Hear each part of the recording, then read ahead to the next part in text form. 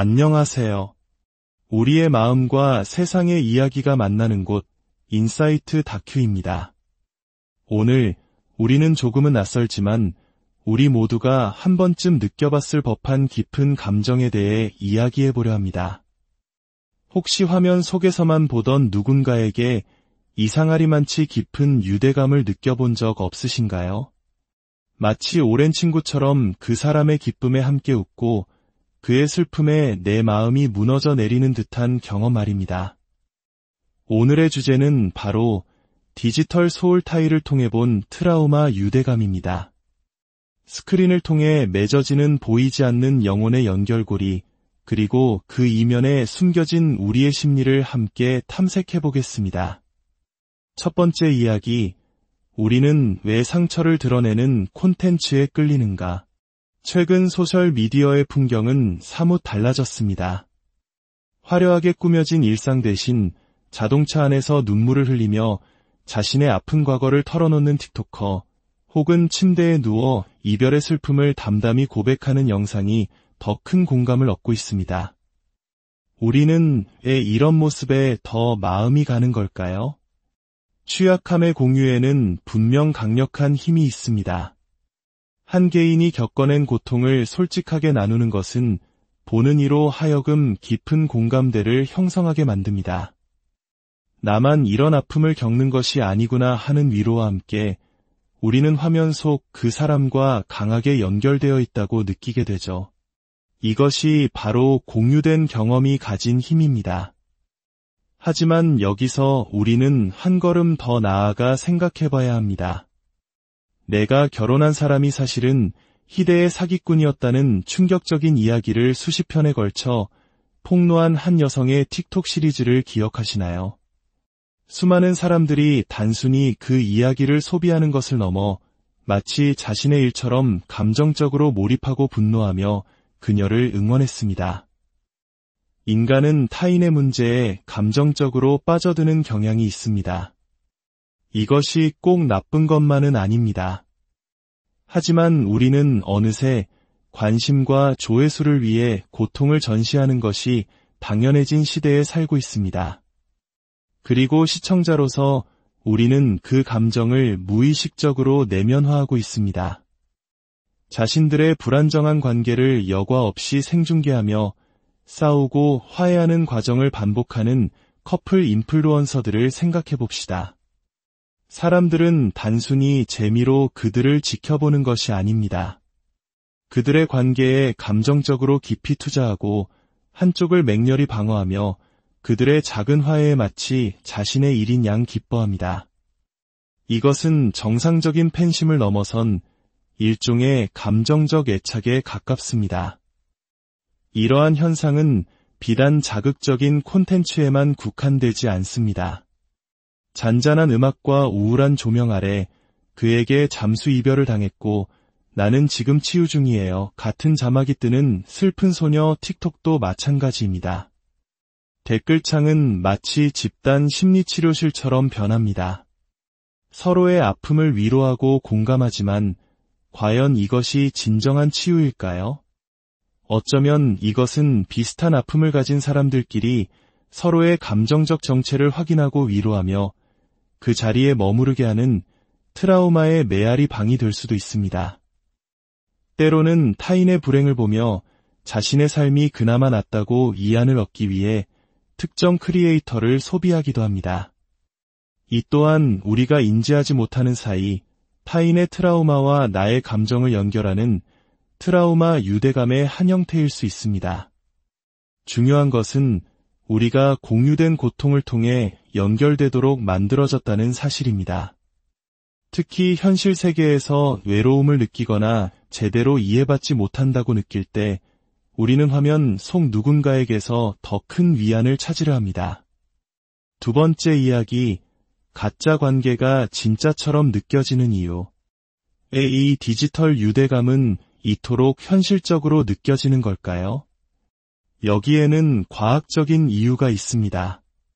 놀랍게도 우리의 뇌는 실제 인간관계와 화면 속에서 겪는 감정적 경험을 명확하게 구분하지 못합니다. 매일 누군가의 얼굴을 보고 그 사람의 목소리를 듣고 그의 이야기에 함께 웃고 울다 보면 뇌는 마치 그 사람과 실제로 관계를 맺고 있다고 착각하기 시작합니다. 이것이 바로 심리학에서 말하는 준사회적 관계입니다. 일방적인 관계이지만 우리는 상대방을 친밀하게 안다고 느끼는 것이죠. 여기에 트라우마와 감정적 취약성이라는 요소가 더해지면 이 준사회적 관계는 훨씬 더 깊고 강력한 영혼의 연결, 즉 소울 타이처럼 느껴지게 됩니다. 이것은 어쩌면 우리가 가진 정이라는 독특한 문화와도 맞닿아 있을지 모릅니다. 일면식도 없는 그들에게 우리는 일방적인 정을 주고 있는 셈이죠. 건강할 수도 혹은 건강하지 않을 수도 있는 이 관계 속에서 우리는 단순히 그들을 시청하는 것을 넘어 그들의 감정을 흡수하기 시작합니다. 그들의 고통이 나의 고통처럼 느껴지고 그들의 목소리가 위안이 되며 그들의 슬픔이 내 슬픔의 거울이 됩니다. 제가 인생에서 가장 깊은 우울감을 겪었을 때 저 또한 이런 경험을 했습니다. 화면 속 누군가의 아픔을 보며 기묘한 위로를 받았지만 동시에 그 감정의 늪에서 헤어나오지 못했던 기억이 있습니다. 바로 이 지점이 위험해지는 순간입니다. 우리는 스마트폰과 그 안에서 매일 만나는 낯선 사람들에게 너무나 강하게 애착을 느끼는 세대입니다. 어떤 사람들은 바로 옆에 있는 가족보다 나를 알지도 못하는 인플루언서의 시시콜콜한 일상에 대해 더 많이 알고 있습니다. 유튜브에서 해설 콘텐츠를 제작하는 제 입장에서 돌이켜보면 처음 이 일을 시작했을 때는 저 역시 미디어 속 인물들에게 더 강한 애착을 가졌던 것 같습니다. 하지만 시간이 지나면서 이것은 일일 뿐이라고 의식적으로 뇌를 재정비해야 했습니다. 감정적인 거리를 두는 훈련이 필요했던 것이죠. 자신의 모든 것을 공유하며 인기를 얻었던 크리에이터가 어느 날 갑자기 사생활 보호를 위해 선을 긋기 시작하면 팔로워들은 마치 배신당한 것처럼 느끼기도 합니다. 이것은 팬심이 아니라 감정적 의존에 가깝습니다. 너무 오랫동안 스크롤을 한 후에 극심한 감정적 피로를 느껴본 적 있으신가요? 혹은 내가 팔로우하는 크리에이터가 힘든 일을 겪을 때 내 기분까지 한없이 가라앉는 경험은요? 그것은 단순한 공감 능력을 넘어선 감정적 얽힘일 수 있습니다. 특히 내가 아직 치유되지 않은 상태일 때, 외롭거나 슬픔에 잠겨 있거나 이별의 아픔을 겪고 있을 때 나의 고통을 비춰주는 듯한 온라인 속 누군가에게 의지하기는 너무나 쉽습니다. 그것은 분명 위로가 됩니다. 하지만 그 위로는 때로 상호의존이라는 이름의 가면을 쓰고 있을 수 있습니다. 어떤 심리학자들은 이를 감정적 유착이라 부릅니다. 나의 트라우마를 직면하기보다 타인의 트라우마를 통해 살아가며 대리만족을 느끼는 것이죠. 그리고 알고리즘은 이 현상을 더욱 부추깁니다. 우리가 느끼는 감정적 주파수와 일치하는 콘텐츠를 끊임없이 피드에 노출시키죠. 어떻게 보면 알고리즘은 우리의 약한 마음을 파고드는 디지털 악마일지도 모릅니다. 세 번째 이야기, 연결을 끊고 나의 평화를 되찾는 법. 그렇다면 이 보이지 않는 감정의 사슬을 끊고 어떻게 하면 나의 온전한 평화를 되찾을 수 있을까요? 소셜미디어 속에서 사람들과 유대감을 형성하는 것이 무조건 나쁘다고 말하는 것이 아닙니다. 건강한 경계선을 설정하는 것이 핵심입니다. 가장 먼저 필요한 것은 자각입니다. 내가 지금 소비하는 콘텐츠가 나에게 어떤 감정적 영향을 미치는지 스스로에게 질문해 보세요. 이 콘텐츠가 나를 성장시키나요? 아니면 과거의 상처에 머무르게 하나요? 위로를 주나요? 아니면 감정적인 소모를 일으키나요? 때로는 의식적인 디지털 디톡스가 필요합니다. 특정 인물이나 콘텐츠가 나를 계속해서 부정적인 감정의 고리로 끌어들인다고 느껴진다면 과감히 언팔로우하거나 잠시 멀어지는 용기가 필요합니다. 내 피드를 내가 통제해야 합니다. 알고리즘이 추천하는 대로 끌려가는 것이 아니라 나에게 긍정적인 영감과 건강한 자극을 주는 콘텐츠로 채워나가세요. 그리고 가장 중요한 것은 현실 세계의 관계에 집중하는 것입니다. 화면 속의 일방적인 위로에 기대기보다 내 곁에 있는 친구, 가족, 연인과 직접 눈을 맞추고 대화하며 진짜 감정적 교류를 나누세요. 실제적인 지지와 연결만이 우리를 진정으로 치유할 수 있습니다. 저 또한 오랜 시간 콘텐츠를 제작하고 소비하며 이러한 감정의 덫에 빠지지 않기 위해 의식적으로 노력해왔습니다. 화면 속 세상은 우리에게 큰 위로와 공감을 주기도 하지만 그곳이 우리의 감정을 지배하게 두어서는 안 됩니다. 진정한 치유와 성장은 결국 나 자신의 내면을 들여다보고 현실에 두 발을 단단히 딛고 설 때 시작됩니다. 오늘 이야기가 여러분의 마음에 작은 울림을 주었다면 좋아요를 통해 그 마음을 표현해주세요.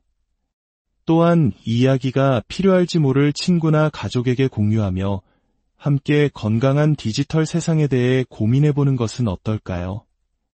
여러분의 구독은 저희가 더 깊이 있는 이야기를 나누는데 큰 힘이 됩니다.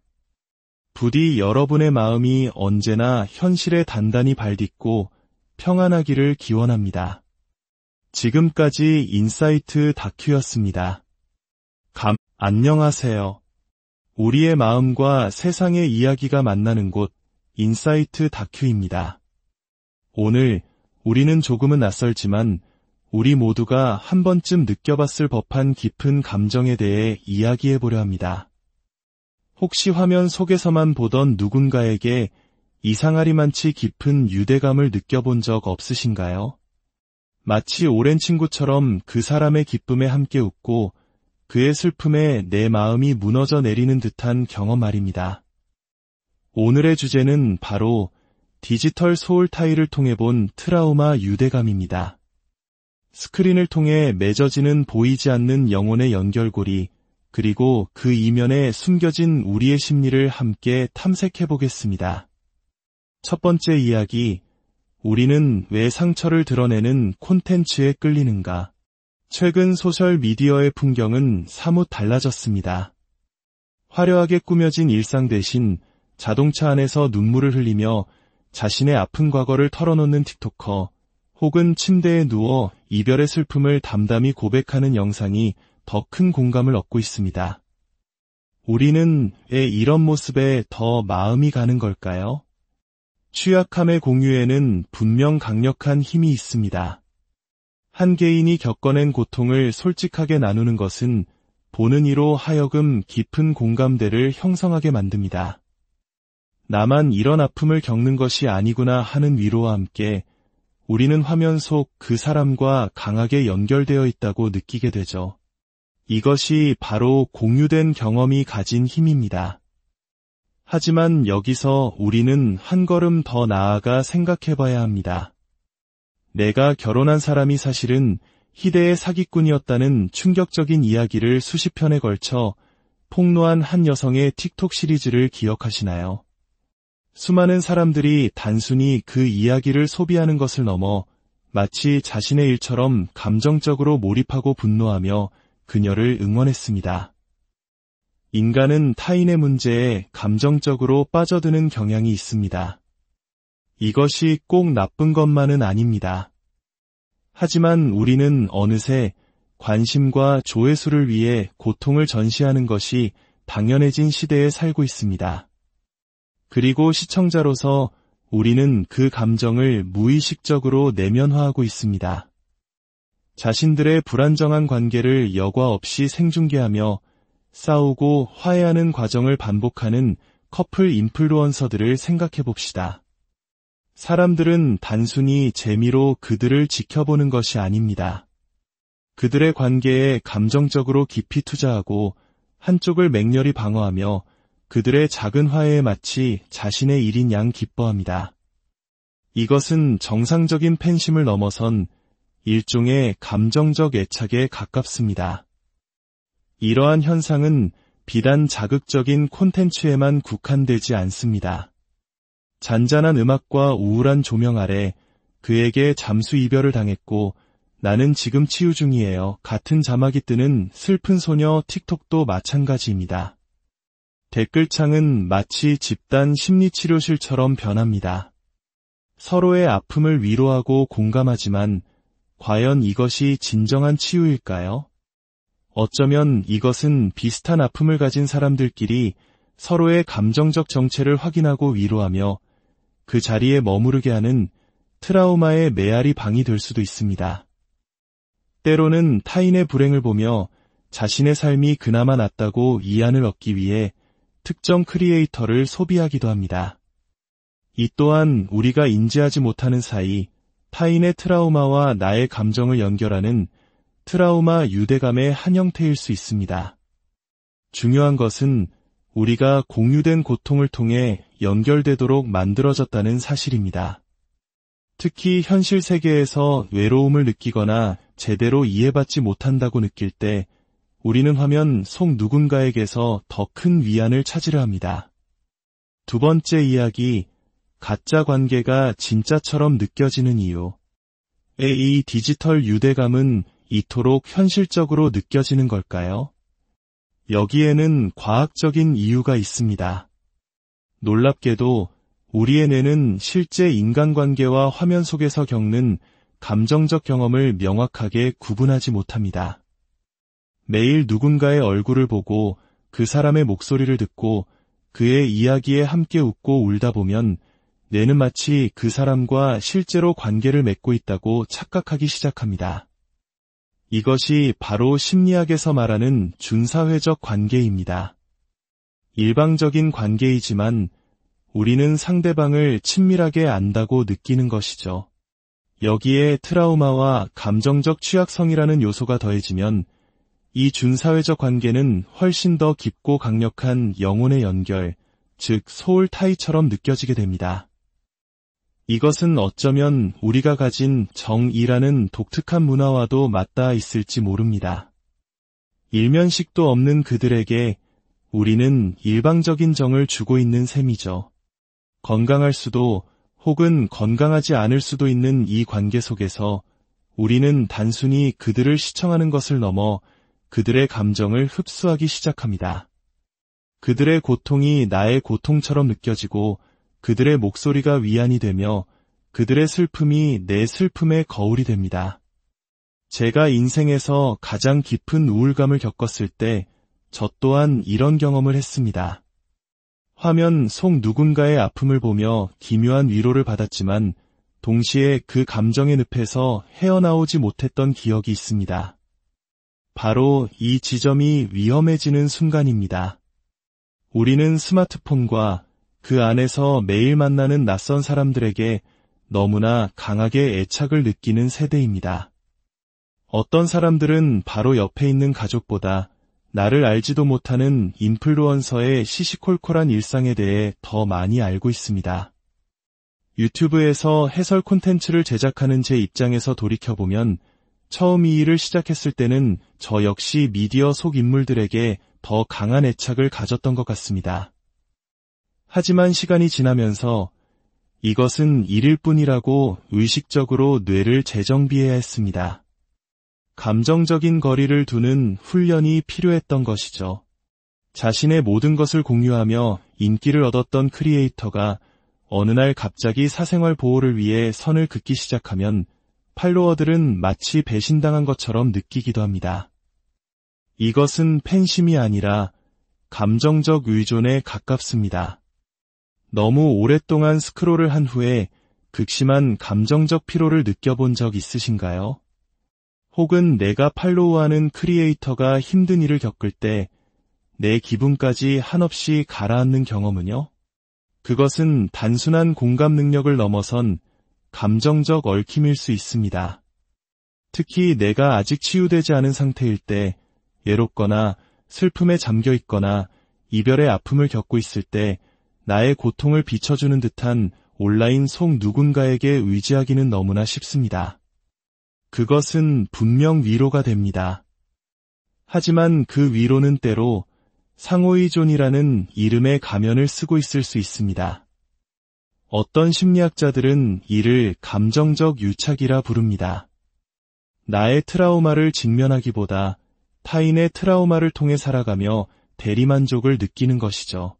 그리고 알고리즘은 이 현상을 더욱 부추깁니다. 우리가 느끼는 감정적 주파수와 일치하는 콘텐츠를 끊임없이 피드에 노출시키죠. 어떻게 보면 알고리즘은 우리의 약한 마음을 파고드는 디지털 악마일지도 모릅니다. 세 번째 이야기, 연결을 끊고 나의 평화를 되찾는 법. 그렇다면 이 보이지 않는 감정의 사슬을 끊고 어떻게 하면 나의 온전한 평화를 되찾을 수 있을까요? 소셜미디어 속에서 사람들과 유대감을 형성하는 것이 무조건 나쁘다고 말하는 것이 아닙니다. 건강한 경계선을 설정하는 것이 핵심입니다. 가장 먼저 필요한 것은 자각입니다. 내가 지금 소비하는 콘텐츠가 나에게 어떤 감정적 영향을 미치는지 스스로에게 질문해 보세요. 이 콘텐츠가 나를 성장시키나요? 아니면 과거의 상처에 머무르게 하나요? 위로를 주나요? 아니면 감정적인 소모를 일으키나요? 때로는 의식적인 디지털 디톡스가 필요합니다. 특정 인물이나 콘텐츠가 나를 계속해서 부정적인 감정의 고리로 끌어들인다고 느껴진다면 과감히 언팔로우하거나 잠시 멀어지는 용기가 필요합니다.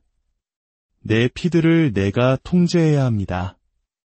알고리즘이 추천하는 대로 끌려가는 것이 아니라 나에게 긍정적인 영감과 건강한 자극을 주는 콘텐츠로 채워나가세요. 그리고 가장 중요한 것은 현실 세계의 관계에 집중하는 것입니다. 화면 속의 일방적인 위로에 기대기보다 내 곁에 있는 친구, 가족, 연인과 직접 눈을 맞추고 대화하며 진짜 감정적 교류를 나누세요. 실제적인 지지와 연결만이 우리를 진정으로 치유할 수 있습니다. 저 또한 오랜 시간 콘텐츠를 제작하고 소비하며 이러한 감정의 덫에 빠지지 않기 위해 의식적으로 노력해왔습니다. 화면 속 세상은 우리에게 큰 위로와 공감을 주기도 하지만 그곳이 우리의 감정을 지배하게 두어서는 안 됩니다. 진정한 치유와 성장은 결국 나 자신의 내면을 들여다보고 현실에 두 발을 단단히 딛고 설 때 시작됩니다. 오늘 이야기가 여러분의 마음에 작은 울림을 주었다면 좋아요를 통해 그 마음을 표현해주세요. 또한 이 이야기가 필요할지 모를 친구나 가족에게 공유하며 함께 건강한 디지털 세상에 대해 고민해보는 것은 어떨까요? 여러분의 구독은 저희가 더 깊이 있는 이야기를 나누는데 큰 힘이 됩니다. 부디 여러분의 마음이 언제나 현실에 단단히 발딛고 평안하기를 기원합니다. 지금까지 인사이트 다큐였습니다. 안녕하세요. 우리의 마음과 세상의 이야기가 만나는 곳 인사이트 다큐입니다. 오늘 우리는 조금은 낯설지만 우리 모두가 한 번쯤 느껴봤을 법한 깊은 감정에 대해 이야기해보려 합니다. 혹시 화면 속에서만 보던 누군가에게 이상하리만치 깊은 유대감을 느껴본 적 없으신가요? 마치 오랜 친구처럼 그 사람의 기쁨에 함께 웃고 그의 슬픔에 내 마음이 무너져 내리는 듯한 경험 말입니다. 오늘의 주제는 바로 디지털 소울 타일을 통해 본 트라우마 유대감입니다. 스크린을 통해 맺어지는 보이지 않는 영혼의 연결고리, 그리고 그 이면에 숨겨진 우리의 심리를 함께 탐색해 보겠습니다. 첫 번째 이야기, 우리는 왜 상처를 드러내는 콘텐츠에 끌리는가? 최근 소셜미디어의 풍경은 사뭇 달라졌습니다. 화려하게 꾸며진 일상 대신 자동차 안에서 눈물을 흘리며 자신의 아픈 과거를 털어놓는 틱토커, 혹은 침대에 누워 이별의 슬픔을 담담히 고백하는 영상이 더 큰 공감을 얻고 있습니다. 우리는 왜 이런 모습에 더 마음이 가는 걸까요? 취약함의 공유에는 분명 강력한 힘이 있습니다. 한 개인이 겪어낸 고통을 솔직하게 나누는 것은 보는 이로 하여금 깊은 공감대를 형성하게 만듭니다. 나만 이런 아픔을 겪는 것이 아니구나 하는 위로와 함께 우리는 화면 속 그 사람과 강하게 연결되어 있다고 느끼게 되죠. 이것이 바로 공유된 경험이 가진 힘입니다. 하지만 여기서 우리는 한 걸음 더 나아가 생각해 봐야 합니다. 내가 결혼한 사람이 사실은 희대의 사기꾼이었다는 충격적인 이야기를 수십 편에 걸쳐 폭로한 한 여성의 틱톡 시리즈를 기억하시나요? 수많은 사람들이 단순히 그 이야기를 소비하는 것을 넘어 마치 자신의 일처럼 감정적으로 몰입하고 분노하며 그녀를 응원했습니다. 인간은 타인의 문제에 감정적으로 빠져드는 경향이 있습니다. 이것이 꼭 나쁜 것만은 아닙니다. 하지만 우리는 어느새 관심과 조회수를 위해 고통을 전시하는 것이 당연해진 시대에 살고 있습니다. 그리고 시청자로서 우리는 그 감정을 무의식적으로 내면화하고 있습니다. 자신들의 불안정한 관계를 여과 없이 생중계하며 싸우고 화해하는 과정을 반복하는 커플 인플루언서들을 생각해 봅시다. 사람들은 단순히 재미로 그들을 지켜보는 것이 아닙니다. 그들의 관계에 감정적으로 깊이 투자하고 한쪽을 맹렬히 방어하며 그들의 작은 화해에 마치 자신의 일인 양 기뻐합니다. 이것은 정상적인 팬심을 넘어선 일종의 감정적 애착에 가깝습니다. 이러한 현상은 비단 자극적인 콘텐츠에만 국한되지 않습니다. 잔잔한 음악과 우울한 조명 아래 그에게 잠수 이별을 당했고 나는 지금 치유 중이에요. 같은 자막이 뜨는 슬픈 소녀 틱톡도 마찬가지입니다. 댓글창은 마치 집단 심리치료실처럼 변합니다. 서로의 아픔을 위로하고 공감하지만 과연 이것이 진정한 치유일까요? 어쩌면 이것은 비슷한 아픔을 가진 사람들끼리 서로의 감정적 정체를 확인하고 위로하며 그 자리에 머무르게 하는 트라우마의 메아리 방이 될 수도 있습니다. 때로는 타인의 불행을 보며 자신의 삶이 그나마 낫다고 이안을 얻기 위해 특정 크리에이터를 소비하기도 합니다. 이 또한 우리가 인지하지 못하는 사이 타인의 트라우마와 나의 감정을 연결하는 트라우마 유대감의 한 형태일 수 있습니다. 중요한 것은 우리가 공유된 고통을 통해 연결되도록 만들어졌다는 사실입니다. 특히 현실 세계에서 외로움을 느끼거나 제대로 이해받지 못한다고 느낄 때 우리는 화면 속 누군가에게서 더 큰 위안을 찾으려 합니다. 두 번째 이야기, 가짜 관계가 진짜처럼 느껴지는 이유. 이 디지털 유대감은 이토록 현실적으로 느껴지는 걸까요? 여기에는 과학적인 이유가 있습니다. 놀랍게도 우리의 뇌는 실제 인간관계와 화면 속에서 겪는 감정적 경험을 명확하게 구분하지 못합니다. 매일 누군가의 얼굴을 보고 그 사람의 목소리를 듣고 그의 이야기에 함께 웃고 울다 보면 뇌는 마치 그 사람과 실제로 관계를 맺고 있다고 착각하기 시작합니다. 이것이 바로 심리학에서 말하는 준사회적 관계입니다. 일방적인 관계이지만 우리는 상대방을 친밀하게 안다고 느끼는 것이죠. 여기에 트라우마와 감정적 취약성이라는 요소가 더해지면 이 준사회적 관계는 훨씬 더 깊고 강력한 영혼의 연결, 즉 소울 타이처럼 느껴지게 됩니다. 이것은 어쩌면 우리가 가진 정이라는 독특한 문화와도 맞닿아 있을지 모릅니다. 일면식도 없는 그들에게 우리는 일방적인 정을 주고 있는 셈이죠. 건강할 수도 혹은 건강하지 않을 수도 있는 이 관계 속에서 우리는 단순히 그들을 시청하는 것을 넘어 그들의 감정을 흡수하기 시작합니다. 그들의 고통이 나의 고통처럼 느껴지고 그들의 목소리가 위안이 되며 그들의 슬픔이 내 슬픔의 거울이 됩니다. 제가 인생에서 가장 깊은 우울감을 겪었을 때 저 또한 이런 경험을 했습니다. 화면 속 누군가의 아픔을 보며 기묘한 위로를 받았지만 동시에 그 감정의 늪에서 헤어나오지 못했던 기억이 있습니다. 바로 이 지점이 위험해지는 순간입니다. 우리는 스마트폰과 그 안에서 매일 만나는 낯선 사람들에게 너무나 강하게 애착을 느끼는 세대입니다. 어떤 사람들은 바로 옆에 있는 가족보다 나를 알지도 못하는 인플루언서의 시시콜콜한 일상에 대해 더 많이 알고 있습니다. 유튜브에서 해설 콘텐츠를 제작하는 제 입장에서 돌이켜보면 처음 이 일을 시작했을 때는 저 역시 미디어 속 인물들에게 더 강한 애착을 가졌던 것 같습니다. 하지만 시간이 지나면서 이것은 일일 뿐이라고 의식적으로 뇌를 재정비해야 했습니다. 감정적인 거리를 두는 훈련이 필요했던 것이죠. 자신의 모든 것을 공유하며 인기를 얻었던 크리에이터가 어느 날 갑자기 사생활 보호를 위해 선을 긋기 시작하면 팔로워들은 마치 배신당한 것처럼 느끼기도 합니다. 이것은 팬심이 아니라 감정적 의존에 가깝습니다. 너무 오랫동안 스크롤을 한 후에 극심한 감정적 피로를 느껴본 적 있으신가요?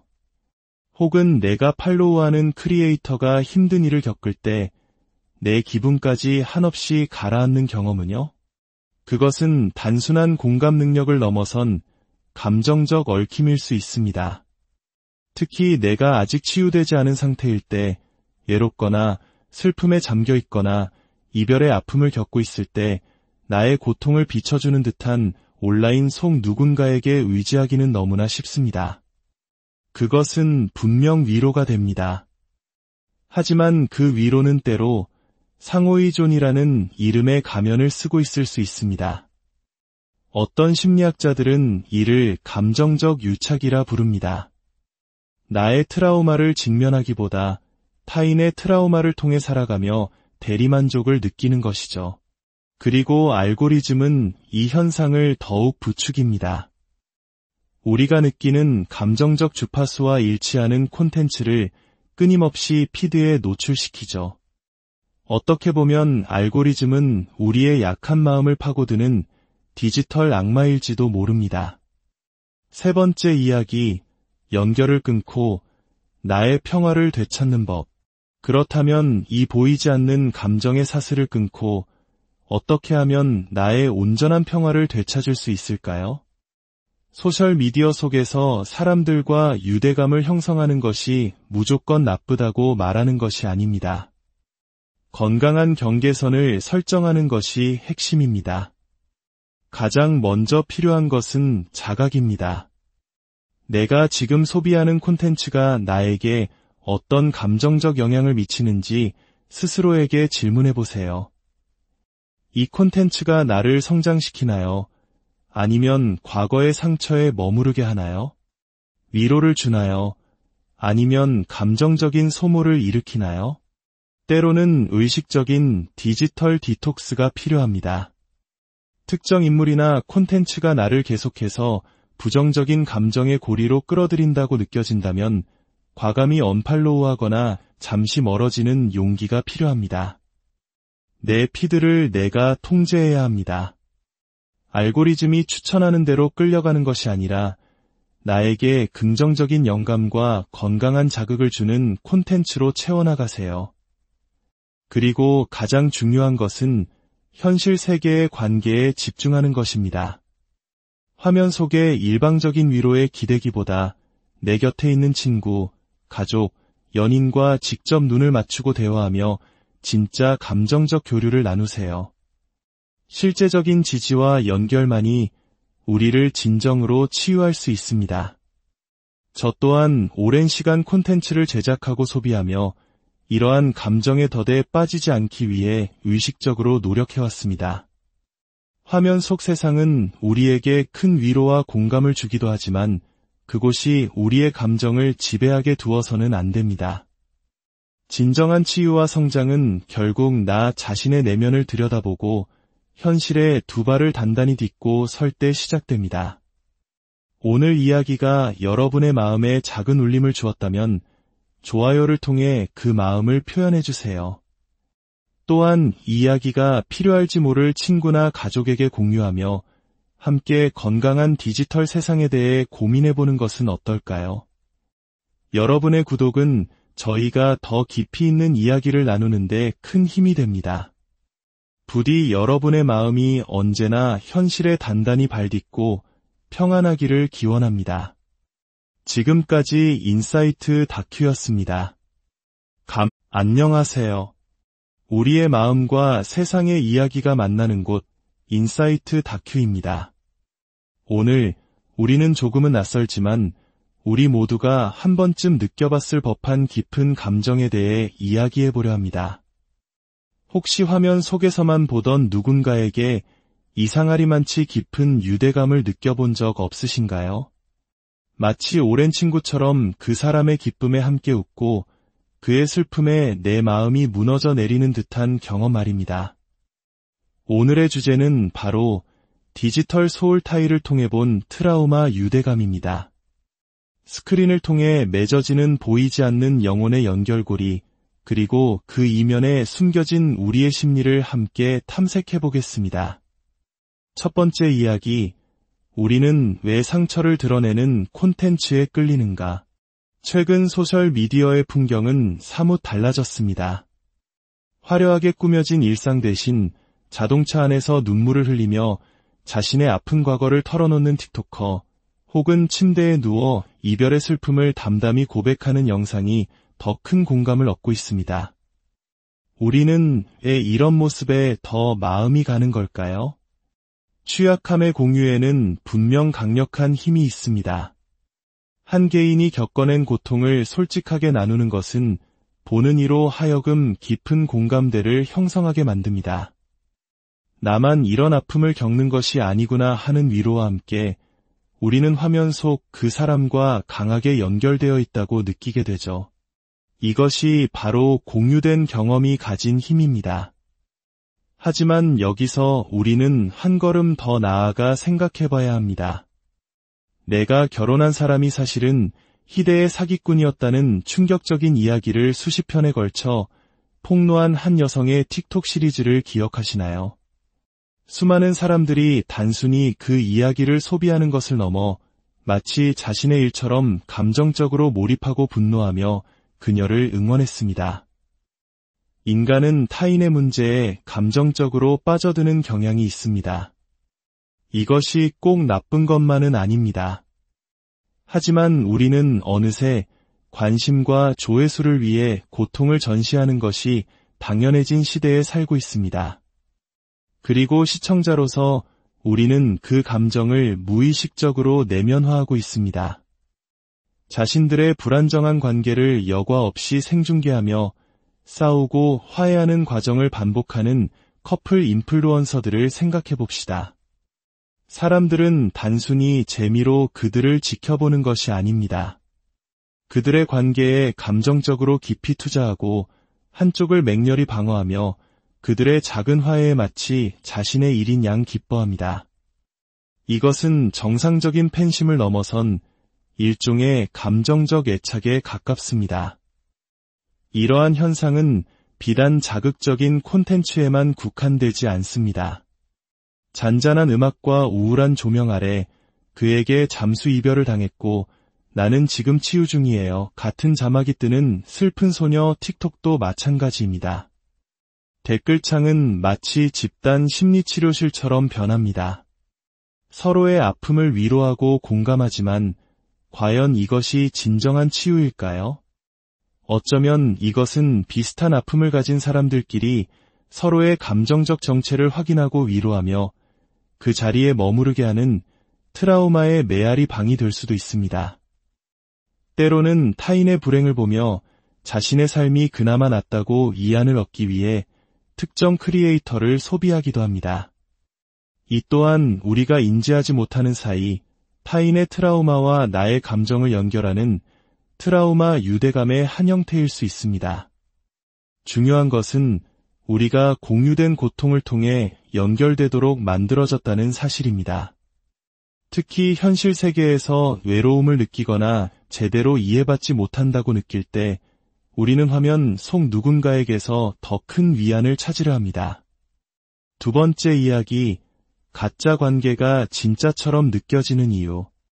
이 디지털 유대감은 이토록 현실적으로 느껴지는 걸까요? 여기에는 과학적인 이유가 있습니다. 놀랍게도 우리의 뇌는 실제 인간관계와 화면 속에서 겪는 감정적 경험을 명확하게 구분하지 못합니다. 매일 누군가의 얼굴을 보고 그 사람의 목소리를 듣고 그의 이야기에 함께 웃고 울다 보면 뇌는 마치 그 사람과 실제로 관계를 맺고 있다고 착각하기 시작합니다. 이것이 바로 심리학에서 말하는 준사회적 관계입니다. 일방적인 관계이지만 우리는 상대방을 친밀하게 안다고 느끼는 것이죠.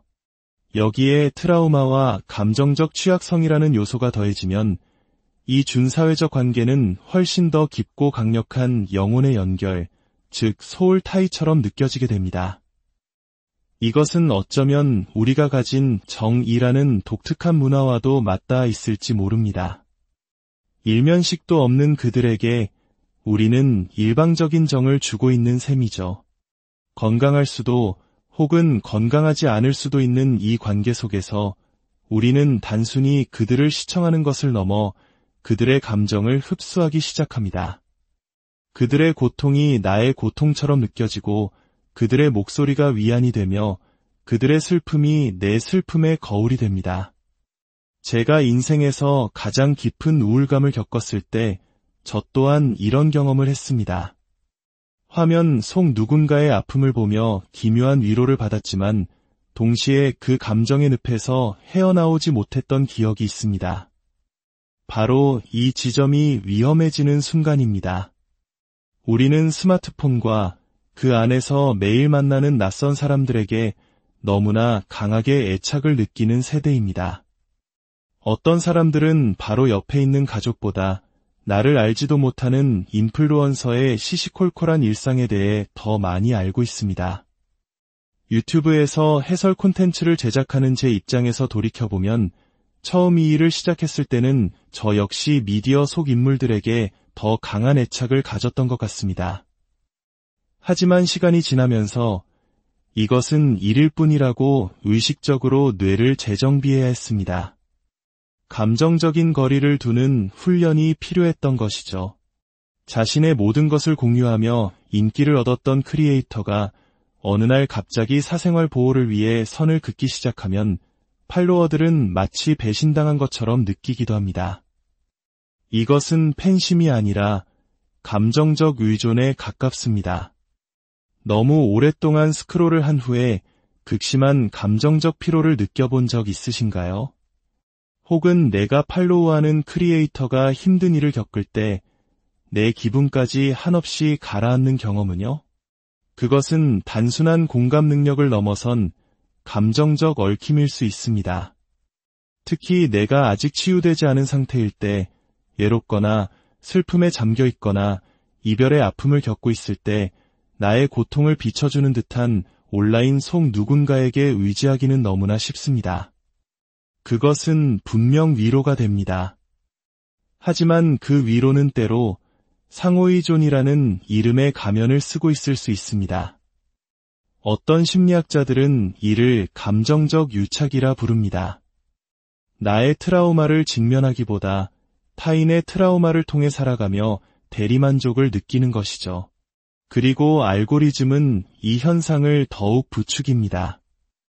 우리가 느끼는 감정적 주파수와 일치하는 콘텐츠를 끊임없이 피드에 노출시키죠.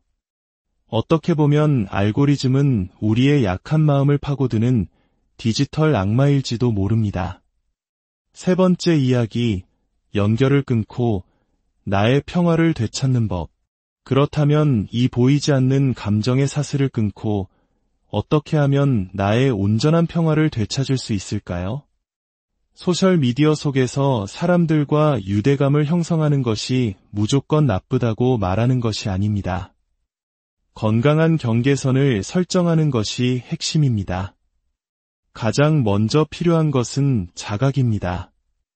내가 지금 소비하는 콘텐츠가 나에게 어떤 감정적 영향을 미치는지 스스로에게 질문해 보세요.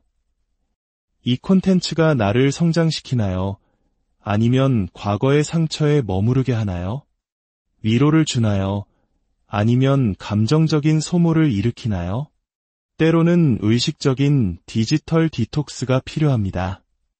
특정 인물이나 콘텐츠가 나를 계속해서 부정적인 감정의 고리로 끌어들인다고 느껴진다면 과감히 언팔로우하거나 잠시 멀어지는 용기가 필요합니다. 내 피드를 내가 통제해야 합니다. 알고리즘이 추천하는 대로 끌려가는 것이 아니라 나에게 긍정적인 영감과 건강한 자극을 주는 콘텐츠로 채워나가세요. 그리고 가장 중요한 것은 현실 세계의 관계에 집중하는 것입니다. 화면 속의 일방적인 위로에 기대기보다 내 곁에 있는 친구, 가족, 연인과 직접 눈을 맞추고 대화하며 진짜 감정적 교류를 나누세요. 실제적인 지지와 연결만이 우리를 진정으로 치유할 수 있습니다. 저 또한 오랜 시간 콘텐츠를 제작하고 소비하며 이러한 감정의 덫에 빠지지 않기 위해 의식적으로 노력해왔습니다. 화면 속 세상은 우리에게 큰 위로와 공감을 주기도 하지만 그곳이 우리의 감정을 지배하게 두어서는 안 됩니다. 진정한 치유와 성장은 결국 나 자신의 내면을 들여다보고 현실에 두 발을 단단히 딛고 설 때 시작됩니다. 오늘 이야기가 여러분의 마음에 작은 울림을 주었다면 좋아요를 통해 그 마음을 표현해주세요. 또한 이 이야기가 필요할지 모를 친구나 가족에게 공유하며 함께 건강한 디지털 세상에 대해 고민해보는 것은 어떨까요? 여러분의 구독은 저희가 더 깊이 있는 이야기를 나누는데 큰 힘이 됩니다. 부디 여러분의 마음이 언제나 현실에 단단히 발딛고 평안하기를 기원합니다. 지금까지 인사이트 다큐였습니다. 안녕하세요. 우리의 마음과 세상의 이야기가 만나는 곳 인사이트 다큐입니다. 오늘 우리는 조금은 낯설지만 우리 모두가 한 번쯤 느껴봤을 법한 깊은 감정에 대해 이야기해보려 합니다. 혹시 화면 속에서만 보던 누군가에게 이상하리만치 깊은 유대감을 느껴본 적 없으신가요? 마치 오랜 친구처럼 그 사람의 기쁨에 함께 웃고 그의 슬픔에 내 마음이 무너져 내리는 듯한 경험 말입니다. 오늘의 주제는 바로 디지털 소울 타일을 통해 본 트라우마 유대감입니다. 스크린을 통해 맺어지는 보이지 않는 영혼의 연결고리, 그리고 그 이면에 숨겨진 우리의 심리를 함께 탐색해 보겠습니다.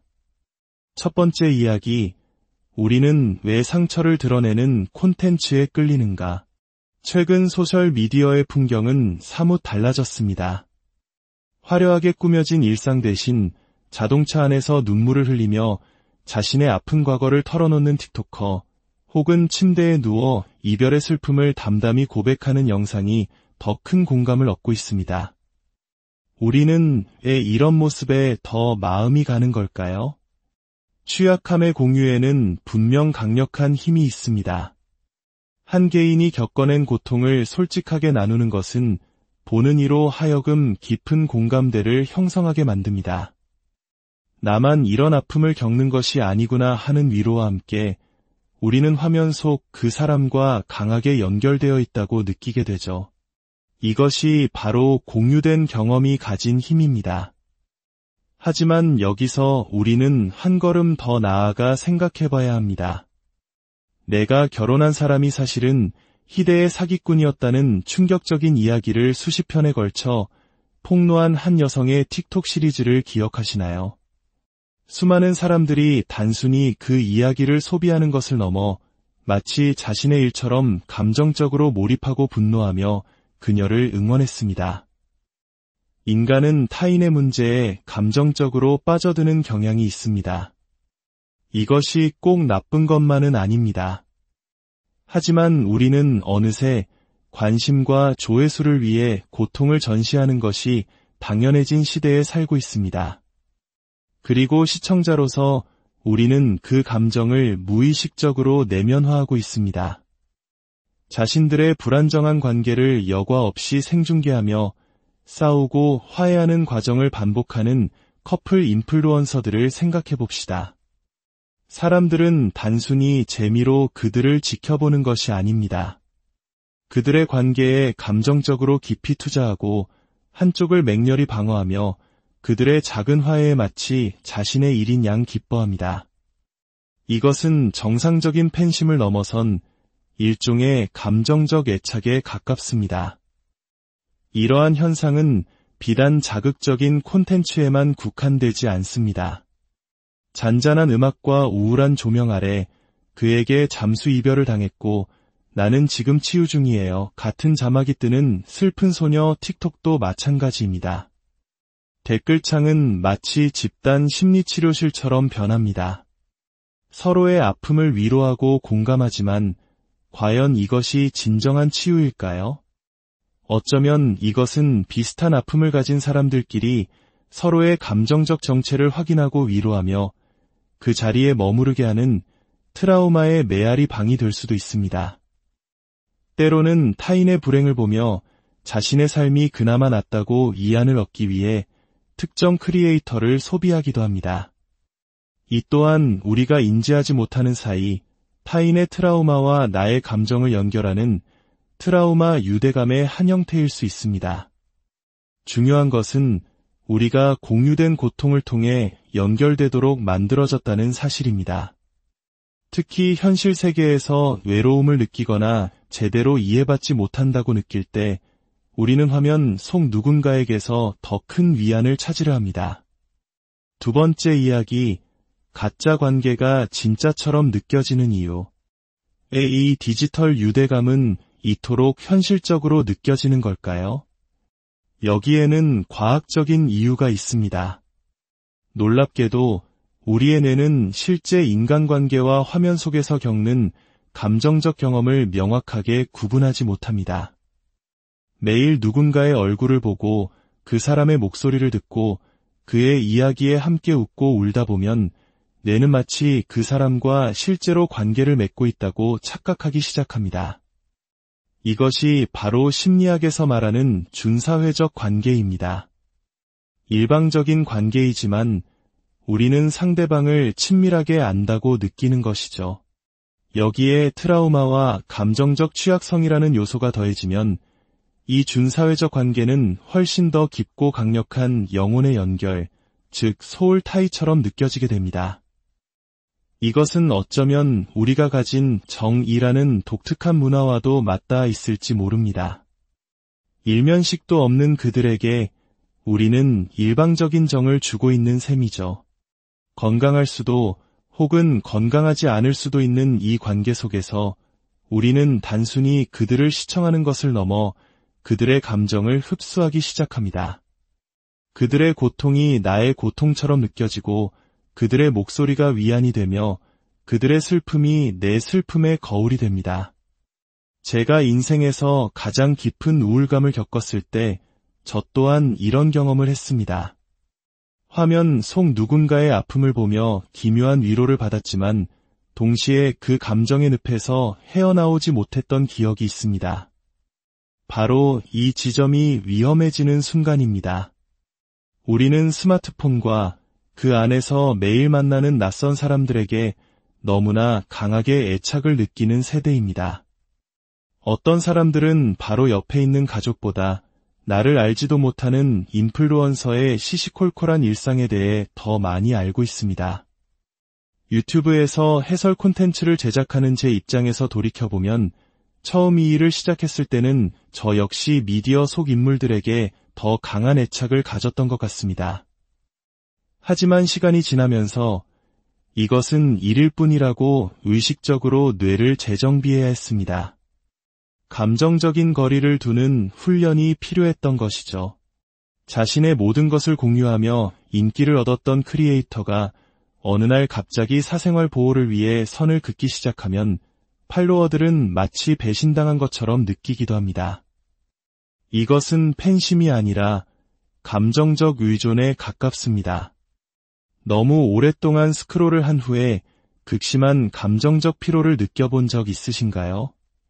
혹은 내가 팔로우하는 크리에이터가 힘든 일을 겪을 때 내 기분까지 한없이 가라앉는 경험은요? 그것은 단순한 공감 능력을 넘어선 감정적 얽힘일 수 있습니다. 특히 내가 아직 치유되지 않은 상태일 때, 외롭거나 슬픔에 잠겨 있거나 이별의 아픔을 겪고 있을 때 나의 고통을 비춰주는 듯한 온라인 속 누군가에게 의지하기는 너무나 쉽습니다. 그것은 분명 위로가 됩니다. 하지만 그 위로는 때로 상호의존이라는 이름의 가면을 쓰고 있을 수 있습니다.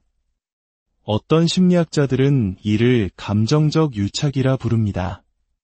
나의 트라우마를 직면하기보다 타인의 트라우마를 통해 살아가며 대리만족을 느끼는 것이죠. 그리고 알고리즘은 이 현상을 더욱 부추깁니다. 우리가 느끼는 감정적 주파수와 일치하는 콘텐츠를 끊임없이 피드에 노출시키죠. 어떻게 보면 알고리즘은 우리의 약한 마음을 파고드는 디지털 악마일지도 모릅니다. 세 번째 이야기, 연결을 끊고 나의 평화를 되찾는 법.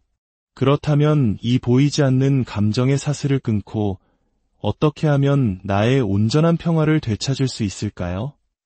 소셜미디어 속에서 사람들과 유대감을 형성하는 것이 무조건 나쁘다고 말하는 것이 아닙니다. 건강한 경계선을 설정하는 것이 핵심입니다. 가장 먼저 필요한 것은 자각입니다. 내가 지금 소비하는 콘텐츠가 나에게 어떤 감정적 영향을 미치는지 스스로에게 질문해 보세요. 이 콘텐츠가 나를 성장시키나요? 아니면 과거의 상처에 머무르게 하나요? 위로를 주나요? 아니면 감정적인 소모를 일으키나요?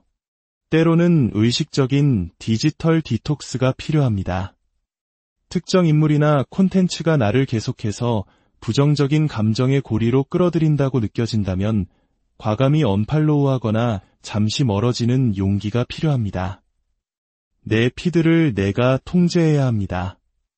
알고리즘이 추천하는 대로 끌려가는 것이 아니라 나에게 긍정적인 영감과 건강한 자극을 주는 콘텐츠로 채워나가세요.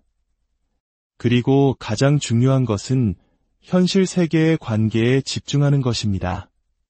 화면 속의 일방적인 위로에 기대기보다 내 곁에 있는 친구, 가족, 연인과 직접 눈을 맞추고 대화하며 진짜 감정적 교류를 나누세요.